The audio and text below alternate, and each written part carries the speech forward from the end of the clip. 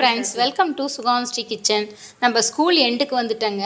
எல்லாம் வெக்கேஷன்லாம் ஸ்டார்ட் ஆகிடுச்சு.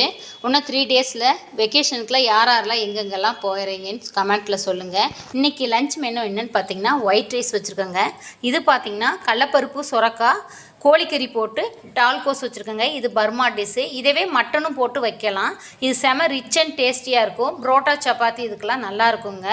அதோடு இன்றைக்கி வந்து பீன்ஸு போட்டு சிறுபருப்பு போட்டு ஒரு கூட்டு வச்சுருக்குறோம்.